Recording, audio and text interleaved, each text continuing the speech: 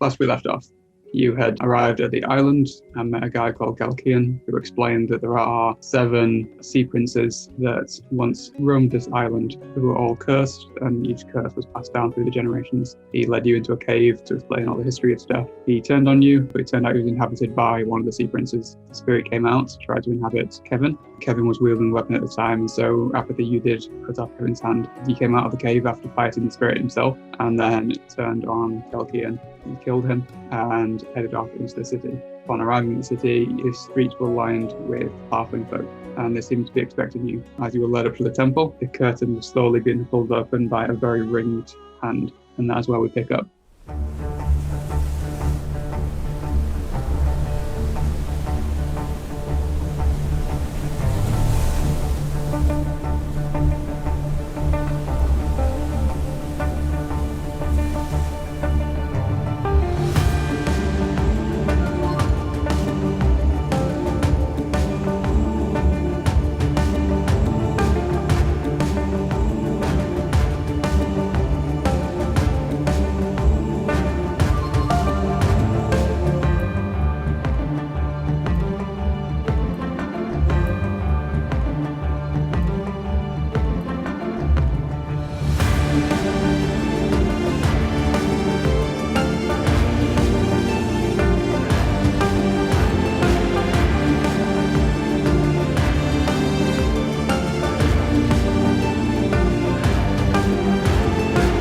Curtain is pulled open in full, and what you're seeing is, it looks like a gnome in purple and yellow robes, really long white bushy beard, prominent eyebrows, as he looks upon you and he's like, "It's the Hazardous Pirate Rehabilitation Program!" Really enthusiastically. I give him a great big bear hug without actually turning into a bear. Throckmorton, your wings come around him as well, in a full-on bear hug. He very enthusiastically hugs you back. He's like, "Throckmorton, we heard of your great exploits, and there is Apathy." Wobbling towards you, trying to hug you as well. I give him a business-like handshake. He notices your stern thing, and he wiggles a finger at you. He's like, "I know you," and he just claps your hand instead. Turns around at the 2 goblins and kind of just steps backwards a bit in shock. So you are shorter than I imagined. Excuse me. Tip my hat at him. And then turning to you, he looks a bit in fear of you more than anything else, as he takes a few steps backwards and then just nods in your direction. He's like, "Are you?" I give him a cheese sandwich. He takes it off you, bows his head slightly, and he's just like, "Welcome to Tranquilis." Does this mean we get a staff discount? You get much more than that. Just wait out here a moment. And he snaps his fingers, and 2 of the halflings who are just dressed in like royalish robes head into the temple and slowly come out carrying a massive tapestry banner type thing on 2 poles and bring it over. It depicts all of you fighting a dragon with the face of a panda. That's your reaction seems to be exact as I'm sure your characters would have as well. I gawk at how they got my nose wrong. The tapestry shows, Throckmorton with your staff in the air flying overhead, the 2 goblins wheeling out a cannon. Happily just pointing the finger and the whole dragon's tail, is on fire. And you just with a mace in your fist. Kevin fighting with the whole chain thing. And then weirdly Derek in a really royal robe and a sword that's glowing, and he's just pointing up towards the panda dragon. Glowing. Are we installing him as the next king? I say thank you. This will be great in our new kingdom. Is this our kingdom right now? Oh, this is far from your kingdom. You're supposed to prove yourselves. Prove ourselves? In combat, of course. How will the people know that you are the angelic celestial beings, if not for your prowess in combat? What would Jesus do? I wash all their feet. All the halfling.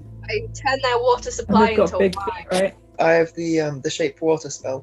So I'm going to get the spell and a giant bucket of water, and I'm going to manipulate the water to float and just wash the feet while I'm just doing some weird hand gestures. Standing up So you flooded the town. That's pretty much what I'm getting. 5 feet of water. You begin shaping this water that comes into the air as you begin shaping the water down the streets, going across all their feet. They are feeling blessed. All the feet have been doused in holy water in their eyes. Either we kill them down or we convert them to your religion. Could try converting them. I asked the gnome, where's your biggest church? Or He turns around at the temple and he's just like, this. But before you could get carried away with yourselves, like, I am still chief emperor, first resident of this place. And he pulls apart the curtain and you see in the temple as well is just a really large gold statue of himself, but with 6 arms. He's like, this is my true form. so can you turn into your true form? First, you must prove yourself to all of us in combat. I feel like we should do it. Sure.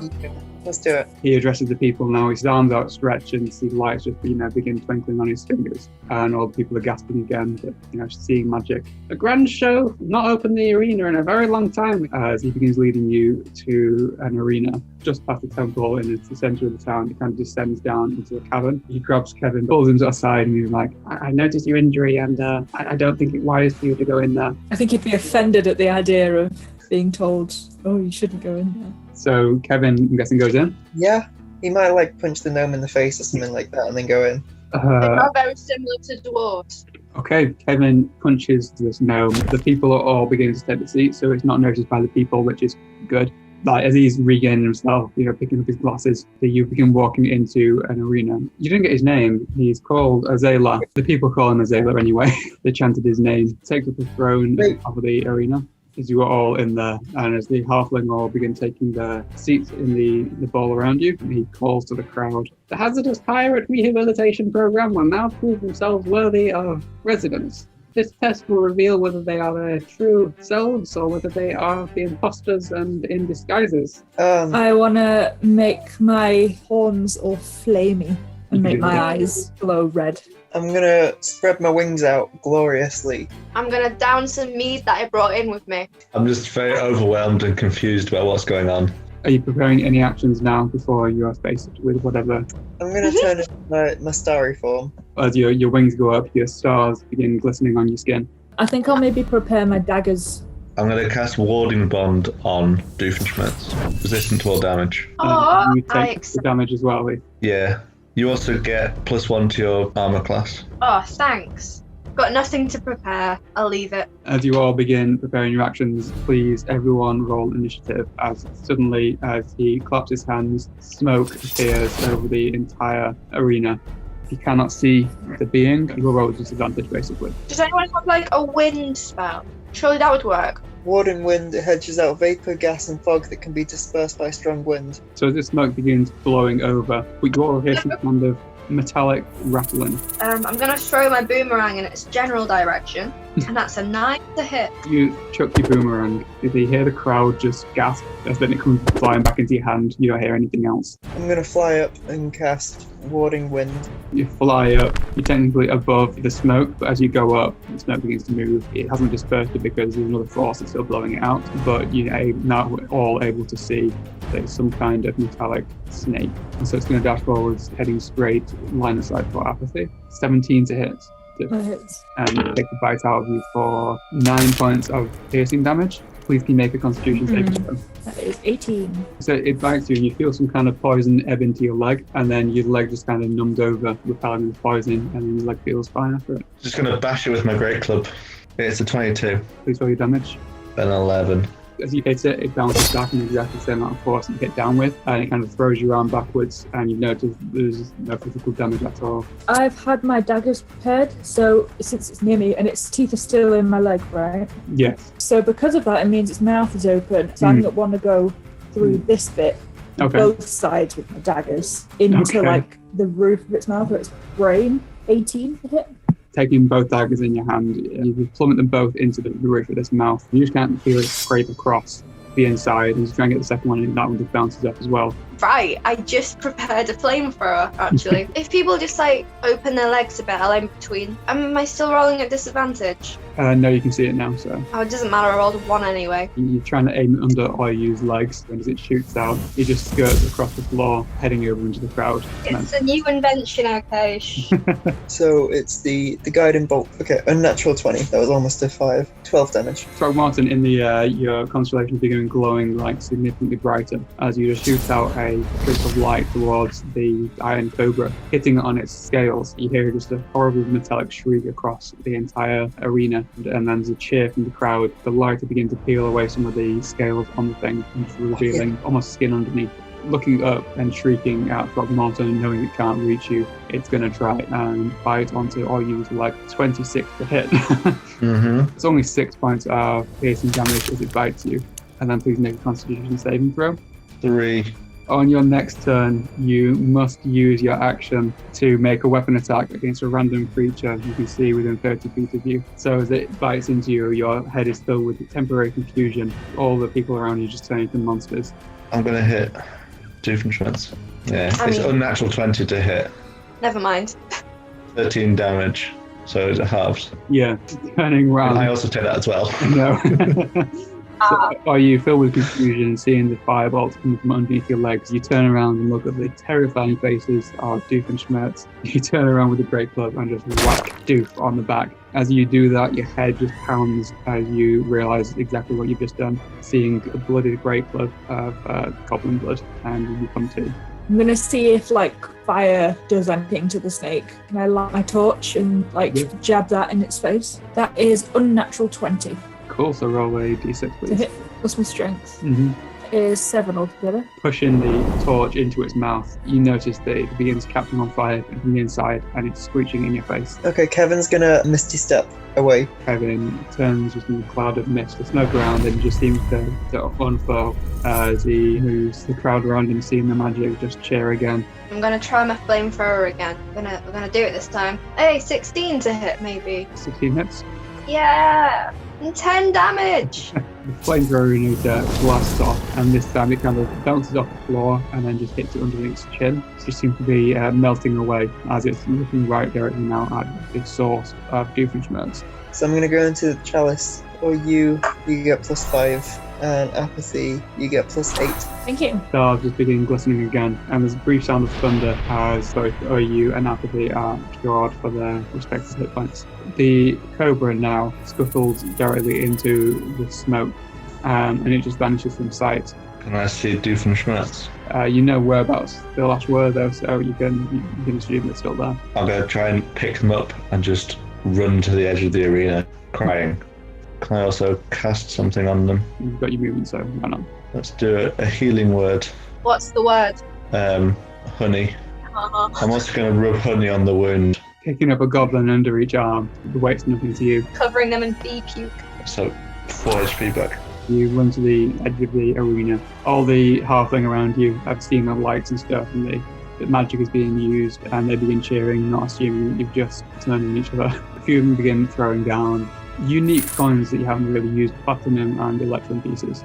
I guess a few flowers have been chucked in as well. They seem to be enjoying themselves. I want to just charge, run around with my torch out like a maniac in the hopes that I'm gonna hit it. Tell me which direction you're heading in. I want to just zigzag around. Roll an attack with disadvantage then. Okay. First one is 18, second one is 17. Zigzagging around with a torch, the rest of you just see light. The smoke begins shifting again as she's running through it. You can skirt it on one side and then you turn around and you can just jab it in its side, and it'll take how much damage, please? 5. With Guys, I found it. She shouts with a reaction across the arena. The sound of my voice. I'm gonna eat my hat at him. Roll again with disadvantage, please. 14. As you chuck the axe, you just hear a ding and then fly back into your hand. I have an idea to dispel the smoke. I need a mutual agreement to do this, because I can use Thunderwave, but it means that a lot of people might be hurt by it. Go for it. Okay, I fly towards the snake. Thunderwave. Okay, so Apathy and Derek will both make dexterity saving throws, please. 4. And Derek lost as well. That's 13 damage. As the smoke begins shifting around, 13 damage as Throckmorton lands next to you, as the smoke around you just rises up, very clearly making eye contact with Throckmorton, who's landed. He darts towards you and bites into your foot. 19 to hit. Yeah, 5 points of piercing damage, and Constitution saving throw, please. 18. Okay, as it bites into you, your wound heals almost immediately. I'm going to whip out my broom, start clearing up the coins, trying to give them back, saying you dropped these. So picking up everything into a small pile, you begin offering them back to the people. Please can you make I think persuasion check would be 6. you begin begging anyone to take them back, and you just get more chucked at you. Gonna stab my torch into it again then. 7. You try and push your torch into it, it kind of skirts off its back, and you just kind of catch your wrist on the top of its head. Try the fire detonator. It'll be 17 to hit then. Roll your damage, please. 2. As you fire off the flamethrowinator again, it goes right past Kevin and Throckmorton and skirts over Apathy as it hits it in the back of its head, as it's just this whole side face is beginning to flop down. Guiding bolt, 15 to hit, 13 damage. So as this snake is rearing to attack you, Throckmorton, again, it rises up and you fly into the sky and just burst out the sky map. Light floods the arena as the smoke whirls around you, and the snake ricochets off the floor into the sky and then just bursts with light. As around you just glitter begins to fall and rain around, there's this dying shriek just echoing across the thunderous applause of the arena. As you look over into the eyes of this strange gnome magician, he winks at you, claps his hand once, the room is no longer flooded with smoke. Go team. All the halfling on their feet and cheering and applauding, and as the gnome steps off his throne, waves his arms up in the air again majestically. He congratulates you on your victory, says it appears that we have the actual hazardous pirates rehabilitation program in our midst. Can I shout to the crowd, all of you bow down before your true god, Beelzebub, or suffer the wrath of the hazardous pirates rehab program? Please roll an intimidation check. Gosh damn it, Throck. 13. A natural 1. They are in complete fear of you as immediately the entire crowd bows. The gnome takes off his hat and you just see a bald head beneath it. He just wipes the sweat off, puts his hat back on. Just calm down, everybody. It's okay. They mean no harm. They're still flat down on the face, trembling in fear of the party right now. As the gnome jumps down off the podium, comes up to you, specifically Throckmorton. He doesn't rise much below your waist, to be honest. Looks up at you quite angrily and says, in a voice almost unlike his own, a word, please. Okay, yeah. And he looks over to the rest of you and in more squeaky voice again, he's like, the rest of you should come along too, I hope. One of me will go. Schmerz remains basking in the glory of the terrified crowd. Okay. I'm staying with Apathy. And also giving him all the coins I just swept up. Apathy, you can add to your inventory 17 platinum pieces and 50 electronia.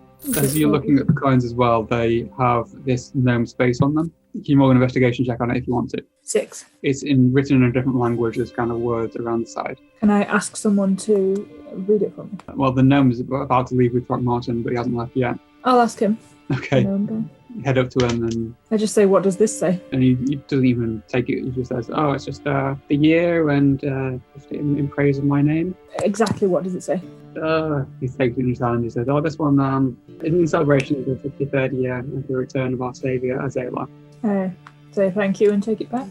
Throckmorton, he takes you back through the tunnel where you entered the arena, just kind of pushes open the door where there's a few halflings just milling around in there. He snaps his fingers and they all flee as he closes the door with just you in there, and Doof as well. Doof went into it, and he turns on you and he's like, we've got to quell this before something happens and they start. The slightest thing could unravel it, and if you decide to raise an army like it seems you're doing, it just won't go well for any of us. They sacrificed my friends like 2 years into this. Don't anger them. Do you know how many times the Beelzebub has saved our lives? There are many gods. We all know this. There's only one god, and it's a bee. Just don't tell the people that, because you don't know what they're capable of. And if they treat us as not the one god, they'll sacrifice us to the bee.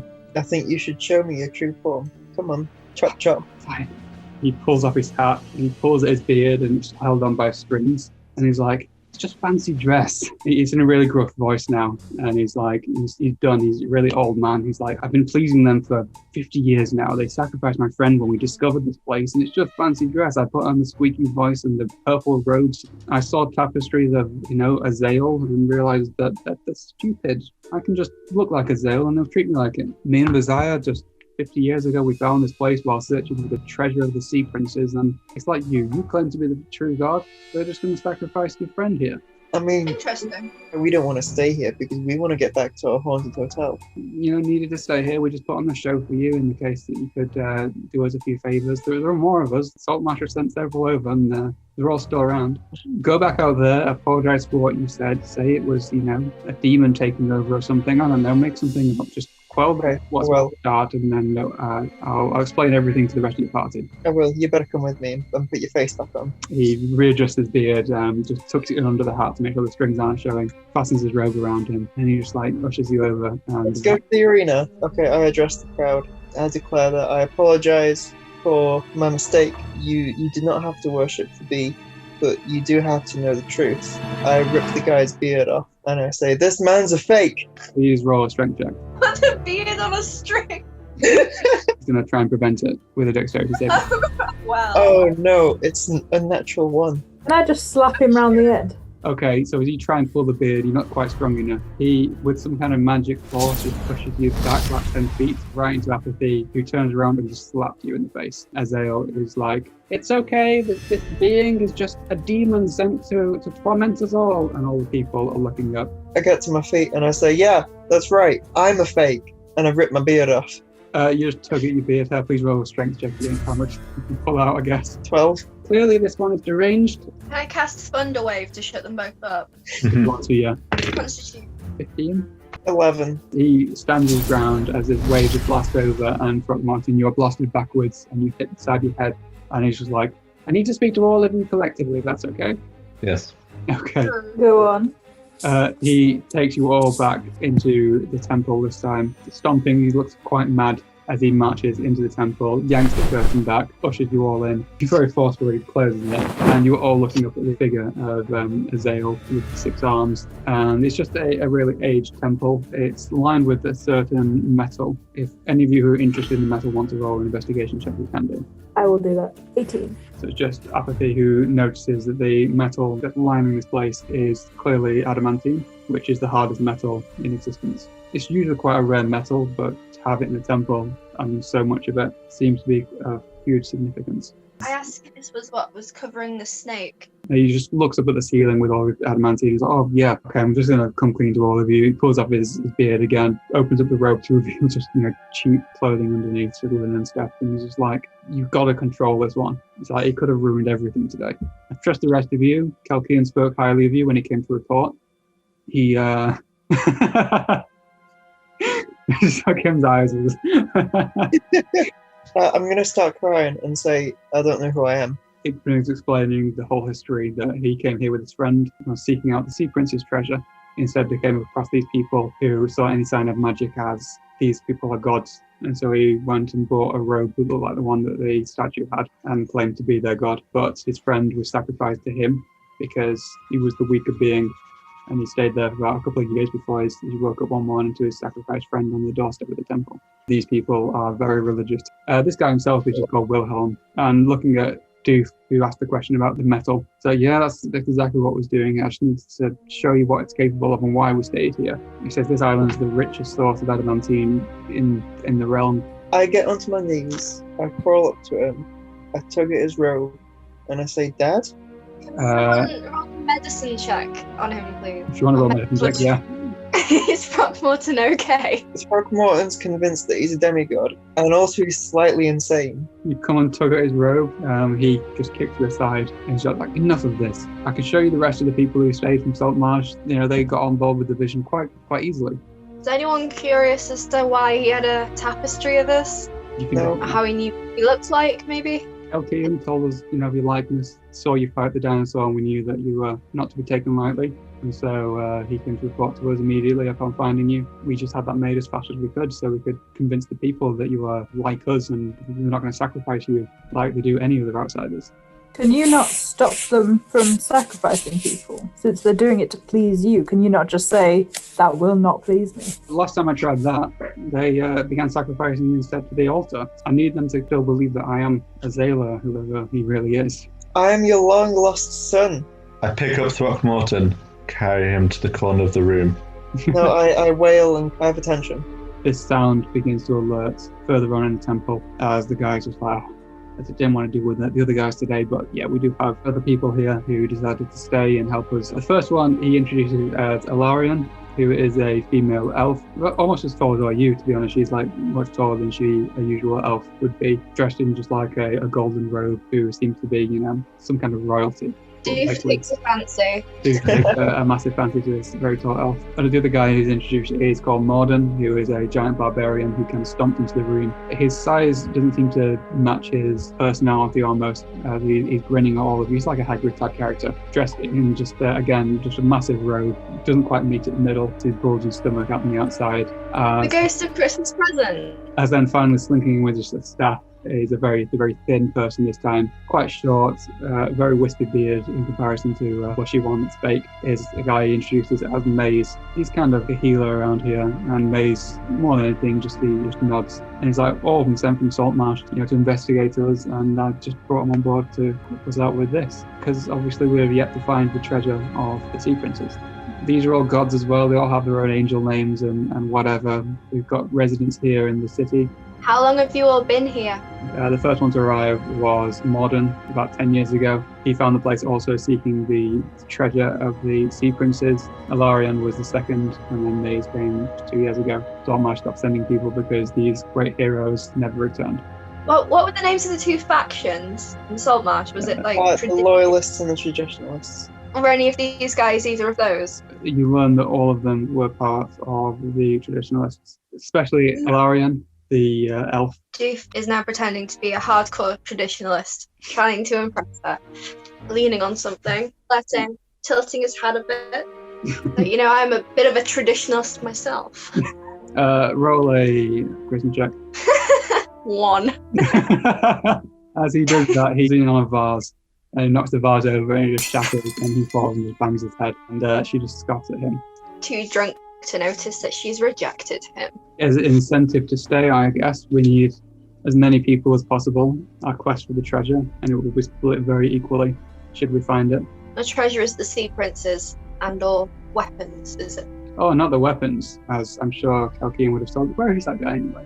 Who's Kalkian? We've never met this man. I mean, he went hunting and he never came back. Roll a deception check, Even please. ignore the first sentence, I hadn't thought it through. Well, that's a 5. Yeah, where is Kalkian? I whisper very loudly to Apathy. Wasn't that the guy we killed? No, that was Key Kellen. Yes, a solid cover. What did you do to him? We've interacted with a lot of people. Don't really keep record anymore. Did you kill Kalkian? Kalkian was one of us. Keyword was. Oh yeah, Kalkian was cursed. You killed Kalkian because he was cursed. Yeah, not because we didn't like him. He tried to kill us. He was possessed. By what? Well, that's because he was cursed. Virgil. No, I don't buy that. As he heads into a room. I We was hold sneakily Kevin's following. hand out and say, "This is what he did to our friend." Yeah. You pick up the hand Doofenshmirtz as Apathy stealthily follows him. And you see him pull open another curtain, and behind that is what looks to be a place where you could hold a weapon. It's a weapon stand. And he's like, "Fool took it. Why would he take the weapon?" As he comes back in, and then he says, "So it's true. Kalkian has fallen." The weapon Is it in the bag of is what holding? he did to our friend. I'd take out the weapon. It's lucky you all made it out alive. Do you mind if we take the weapon back? First, Yes, we do mind. If this is in your possession for too long, you will inherit the curse of the Sea Prince. Why haven't you inherited the curse? We keep it in the temple. The temple's safe. We're in the temple, so surely that means we're safe if it's safe in the temple. It's carrying it for so long. Like, you've had it for how long now? We haven't been touching it. It's been in the bag of holding. Touching it by the skin, you're too far gone. There's no saving you. Yeah, we know. I hold up the hand. He looks at the hand and he's like, quick thinking on whoever's thought that was. We recovered 2 of the Sea Prince's weapons, this one, and we have the wand. There are 5 others out there, meaning 5 other Sea Princes that still have inherited them. Together, we can look at the treasure. Do you join us on this quest and we split it equally? You can obviously choose to leave, but we have to beg of you to not disclose our secret to anybody. I call it group huddle. Yeah, group huddle. I say that we become their rivals. So instead of joining them and instead of leaving, we go for magic option number C and just become their rivals. We as a group search for the rest of the things. The issue with that is they would call us demons in opposed to their gods. We have like an entire congregation of people who are willing to kill us. One of us can pretend to be the real Azala and then reveal what's his name to be a doctor. Good work. Who looks most like the real Azala? I think I'm the right height. Doofenshmirtz already has 4 arms. And I also have a And set another of hand. legs that can be used as an arm. You can build an Arminator. If you take Kevin's hand, you're up to 5 hands. If I just have a goblin on the back of another goblin doing that with like arms and legs, we'll just put gloves over his feet. Gloves on his And feet. I've got 6 hands. You need a beard. That's like a combination of apathy and Rock's ideas. So option D, all of the above. Are you doing this immediately and turning on this group right now? I think we should sneakily do it. We should pretend we're leaving and come back unexpectedly in like 10 minutes. Oh, Okay. wait, does Zayla have like an animal companion or something? Make I a block. perception check, please. 22. Wilhelm's holding a staff with a kind of red orb on the top, and on his shoulder, and it kind of flitters around, he's got a small sparrow. And then you look at the 6-armed statue as well. On the shoulder of this is a small bird. It's not a sparrow, but it looks like a just a small bird. Can I quickly just investigate the bird and see what it is? It looks more like a finch than his sparrow. I think we should tell them we're going back to Saltmarsh. With the deception, I'm going to wail and cry and everything. You can definitely do that. And then the rest of you are good to say you're leaving for Saltmarsh. Cool. Just roll a general charisma check, please. Is this not deception? It's deception. What am I on about? Yeah, deception. Oh, deception. 17. We're leaving for Saltmarsh. We don't want any part of this. It's too much for us, all these gods and these princes and all that sort of stuff. Not our cup of tea, I'm afraid. So when you give your report back to Saltmarsh, what are you telling them? That there's nothing there. On the lost ships? There were many storms. And We dinosaurs. saw dinosaurs and bits of floating ship. What if Uh, we say we just met a sea monster and went, nope? I'm sure they'll believe such tales, the leaders that they are now. If you don't mind, would you mind just, and he kind of rolls his eyes at this, but he's like, just swear on Azale that you won't tell people about this place. Just go touch the hand to the statue and swear upon the statue that you will not tell people of this place. Could I use my cantrip to make it look as if my hand is touching it? Which cantrip? Yeah, I could just make stuff, So like visual things. as your fingers brush it or appear to brush it, and then he looks expectantly to the rest of the party to do the same. I'll make it look as if they have as well. Great. So like, wait, they put their hand on it and then like their fingers just end up a little bit thicker so their actual fingers aren't touching it. One by one, you all do that, and you are free to leave. So leaving the city, Yeah. there are a few halfling milling around who see you. Throckmorton, as they see you, they just like rush and bolt the doors in your face. They rush to any house they can find and just slam the door in the face. 2 halfling winch the gates and they slam shut behind you.